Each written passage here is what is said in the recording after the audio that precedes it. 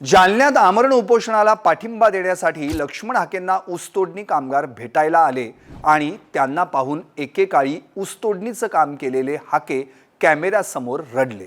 असं काय घडलं की हाकेंना अश्रू अनावर झाले, पाहूया।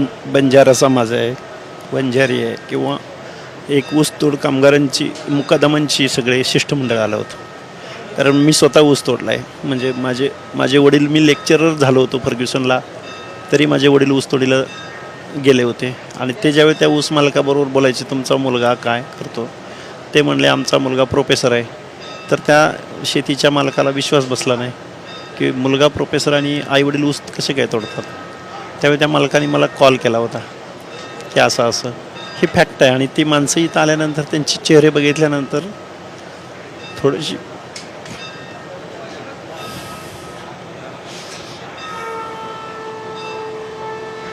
लोकांचे तांडेच्या तांडे आम्हाला भेटायला येत आहेत। नुकतंच हाके यांना ऊसतोड कामगार मुकादम शिष्टमंडळ भेटून गेलं आणि त्यांना रडू कोसळलं। यावेळी त्यांनी प्रसारमाध्यमांसमोर आपल्या आठवणींना उजाळा दिला। मी देखील ऊसतोडणीचं काम केलंय, नंतर मी प्रोफेसर झालो, तरीही माझे आई वडील ऊसतोडणीचं काम करत होते। तुमचा मुलगा काय करतो असं मालकानं विचारताच वडिलांनी माझा मुलगा प्रोफेसर असल्याचं सांगूनही मालकाचा विश्वास बसला नव्हता।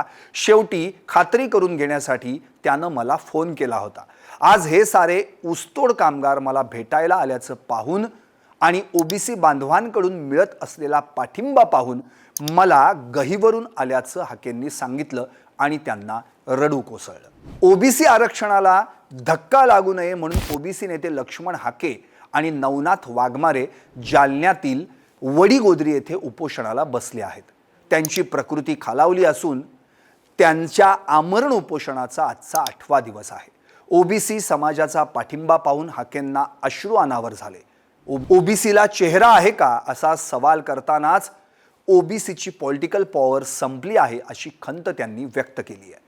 जरांगेंच्या आंदोलनाला राज्य सरकार रेड कार्पेट टाकून लोटांगण घालत येतं, मात्र आज 8 दिवस झाले तरी आम्हाला शिष्टमंडळ सुद्धा भेटायला येत नाही असंही त्यांनी बोलून दाखवलं। एकूणच काय तर सरकारनं लवकरात लवकर ओबीसी समाजाच्या मागण्यांवर तोडगा काढावा अशी मागणी आता जोर धरू लागली आहे। पाहत रहा निर्भीड आणि सडेतोड सरकारनामा। राजकारणातील प्रत्येक अचूक बातमीचे सर्वात आधी अपडेट्स मिळवण्यासाठी सरकारनामाच्या सर्व सोशल मीडिया प्लॅटफॉर्मला लाईक, फॉलो आणि सबस्क्राईब करा। तसंच सर्व नोटिफिकेशनसाठी बेल आयकॉन प्रेस करायला विसरू नका।